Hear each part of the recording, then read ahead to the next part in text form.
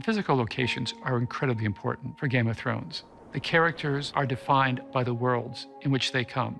We all do love to go to Iceland. It's just beautiful. It's beautiful. Every day that sun comes up, it's a new gift to us, really. No matter how much visual effects may play a part in this, when you have a real location, then what you can imagine becomes more real. So the trick is working out where these playgrounds are going to be.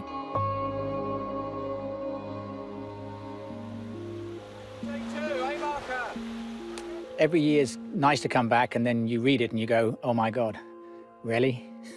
It just gives it a sense of reality, you know? To get that journey, that sense of them trekking across this landscape, we need to come to a landscape like it. We can't paint it in or film it in Belfast.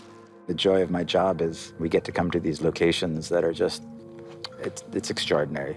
As wonderful as Belfast is, you can't get the spectacular sweep of locations and vistas you get in Iceland and Belfast. You can't get the warm light, the different terrain, and the vegetation that you get in Spain. Spain, I'm everywhere, and it's amazing. Just, it's glorious. It kind of takes your breath away. You never feel like you're in a green screen world when you shoot. You never do. You're always at a real location.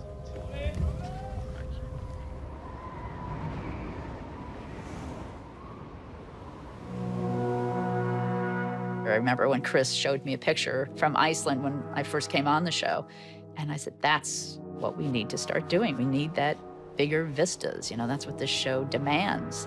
Iceland's always been north of the wall since season 2, and I think you'll find landscapes like this wouldn't have been imagined for map paintings unless we'd come. It's very challenging to shoot in Iceland. You know, it can be very cold, and that's hard. Guys are pulling focus with their freezing fingers. I don't know how they do it. Light is the given. That's the non-changing thing. It'll always be less light in the winter here. You are on the set and waiting for the sun to rise. Once it rises, you only have about 5 hours to shoot, and so we just haul ass and try to shoot as fast as we can. There's something magical about turning up to set, and then the light appears and you see what you're shooting in. This is going to make the episode what it is. It's incredible, and I think to give North that kind of wild quality, Iceland is the only place to be.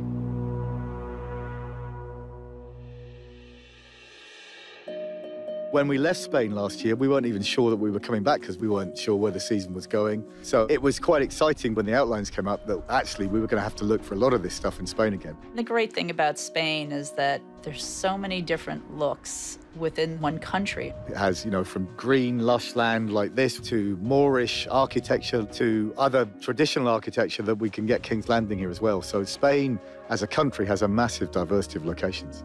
Coming to this location, it could have been any number of countries. Something kind of ancient and epic about it. It's an amazing place to come. I really enjoy shooting in Spain. There's like locations that you almost can't believe are just here. They're so beautiful that you're like, oh, someone built this for the show. And it's not, this is just there. If you believe the worlds in which people are living and we're actually filming, you believe more about the stories and about the characters. It's just such a major factor in why this show has worked. And I'm stunned every time I come onto a new set. And each year we get spoiled and spoiled and spoiled, and I'm very, very, very lucky in what I get to do, and Spain makes it feel like a holiday. This is not a bad place to work, is it? This is like an amazing way to spend a day of work. This is our 3rd year shooting here. It gets better every year. And the locations just, I mean, you know, I live in New York City. This is breathtaking.